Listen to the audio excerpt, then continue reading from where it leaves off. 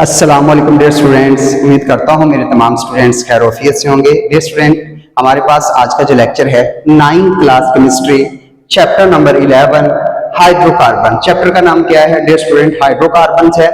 उसकी आज हम एक्सरसाइज करने जा रहे हैं और एक्सरसाइज का क्वेश्चन नंबर 1 करने जा रहे हैं। क्वेश्चन नंबर 1 है मल्टीपल चॉइस क्वेश्चंस।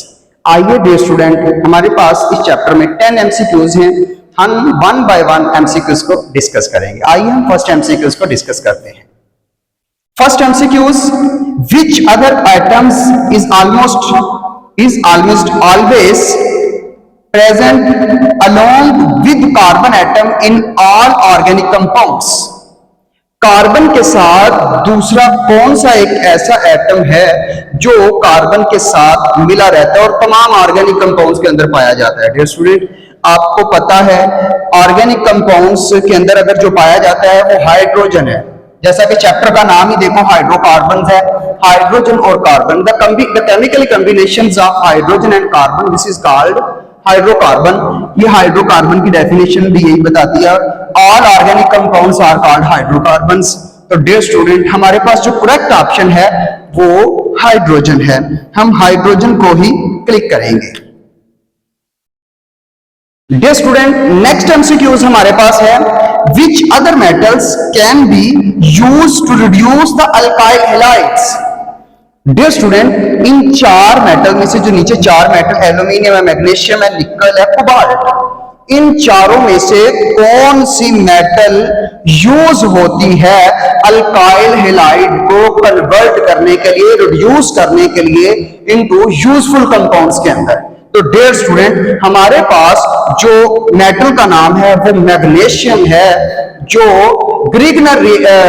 हमारे पास ग्रिग्नर रिएक्शंस होते हैं उनके अंदर ये इस्तेमाल होती है। डियर स्टूडेंट, लिहाजा हम ऑप्शन नंबर बी के ऊपर क्लिक करेंगे। बी बिल्कुल करेक्ट है, ये अल्काइल हैलाइड को रिड्यूस करने के लिए इस्तेमाल होती है। हमारे पास एमसीक्यूज नंबर 3 है, if naphtha undergoes a combustion reaction, what products do you expect it to form? Dear student, naphtha क्या है? नेफ्था एक हाई हाइड्रोकार्बन्स है जिसके अंदर लोअर हाइड्रोकार्बन्स काफी ज्यादा पाए जाते हैं, अल्केन्स और एल्कीन्स भी इसके अंदर पाए जाते हैं। अब वो बात ये कह रहा है if naphtha undergoes a combustion, अगर नेफ्था को जलाया जाए, वो कंबशन रिएक्शन के अंदर आए, ऑक्सीजन के साथ रिएक्शन करे, व्हाट प्रोडक्ट, तो प्रोडक्ट क्या बनेगा? Do you expect it to form? आप इसे कौन सा प्रोडक्ट एक्सपेक्ट करोगे कि कौन सा प्रोडक्ट बनेगा? डियर स्टूडेंट, जब नेफ्था एक हाई हाइड्रोकार्बन है, जब इसको हम in the presence of oxygen, oxygen की मौजूदगी में जलाते हैं तो हमारे पास 2 चीजें आती हैं, कार्बन डाइऑक्साइड आता है डियर स्टूडेंट, और साथ वाटर आता है। लिहाजा एमसीक्यूज जो 3 है इसका ऑप्शन नंबर सी बिल्कुल करेक्ट है, कार्बन डाइऑक्साइड एंड वाटर। अब नेक्स्ट हम एमसीक्यूज नंबर 4 की तरफ जाते हैं। Why does a mixture of zinc and hydrochloric acid, जिसको डियर स्टूडेंट HCl का नाम भी दिया जाता है, कहता है ZnNaCl का जो मिक्सचर है क्यों act as a reducing agent, ये एज ए रिड्यूसिंग एजेंट क्यों काम करता है? डियर स्टूडेंट, जब हम जिंक का और हाइड्रोक्लोरिक एसिड का रिएक्शन करवाते हैं तो हमारे पास हाइड्रोजन का मॉलिक्यूल H2 प्रोड्यूस होता है। बिकॉज यहाँ पे हमारे पास ऑप्शन नंबर जो डियर स्टूडेंट सी है ना, ये बिल्कुल करेक्ट है, because molecular hydrogen is produced with zinc chloride which act as a reducing agent, और जो हमारे पास H2 प्रोड्यूस होगा वो as a reducing agent use होगा, क्योंकि ये इलेक्ट्रॉन डोनेट करता है, इसलिए इसको रिड्यूसिंग एजेंट का नाम दिया जाता है।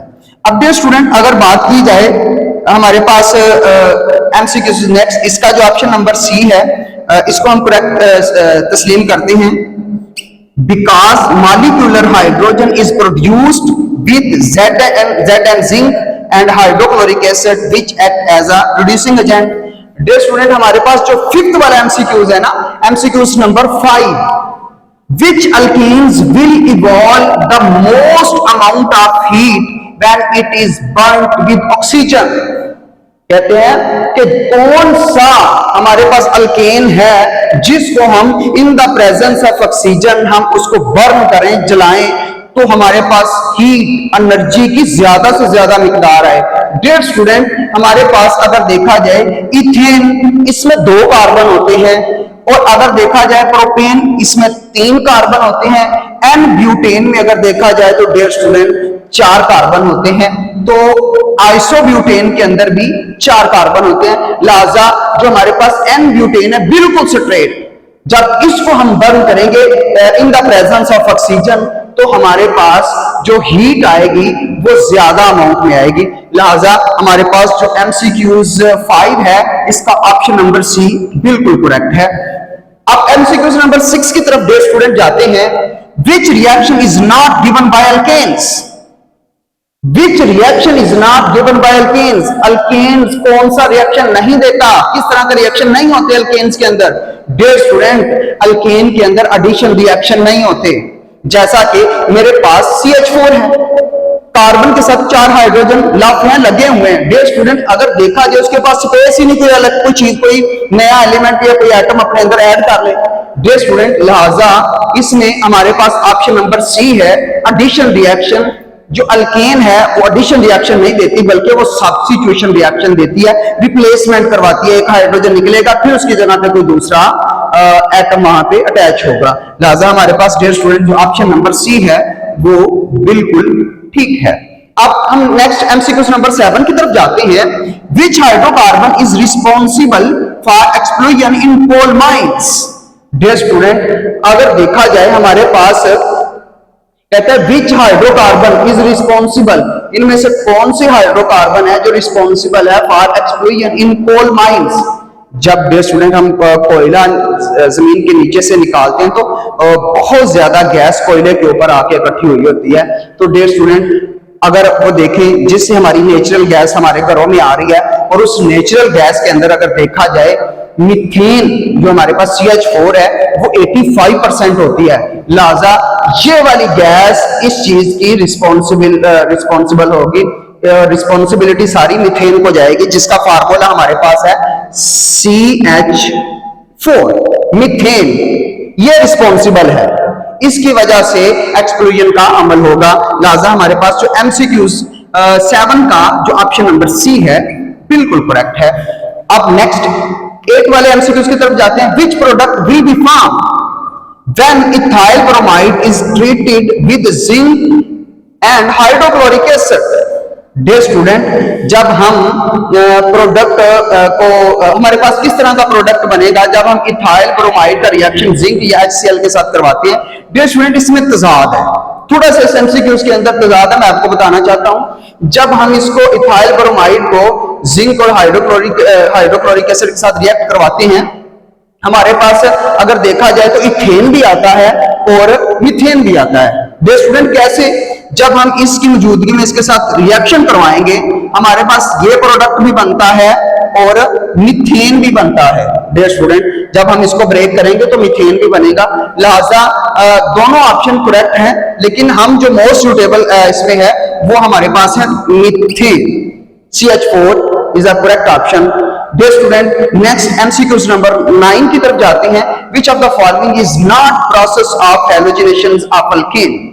अब हमने देखना है कि हैलोजिनेशंस का मतलब होता है एडिशन ऑफ हैलोजेंस। हैलोजेंस क्या होते हैं? डियर स्टूडेंट, हमारे पास जो पीरियोडिक टेबल है उसमें ग्रुप नंबर 17 है हैलोजन फैमिली।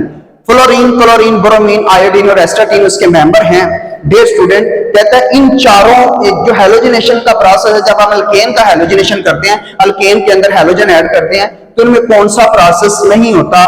डियर स्टूडेंट, हमारे पास है क्रैकिंग। याद रखना, क्रैकिंग एक ऐसा प्रोसेस है जो अल्केन की प्रिपरेशन में इस्तेमाल होता है। याद रखना, हैलोजिनेशन ऑफ अल्केन में इस्तेमाल नहीं होता। लिहाजा हमारे पास जो MCQs 9 का जो ऑप्शन नंबर ए है ये बिल्कुल करेक्ट है। डियर स्टूडेंट, अब लास्ट MCQs की तरफ हम जाते हैं। How many moles of oxygen?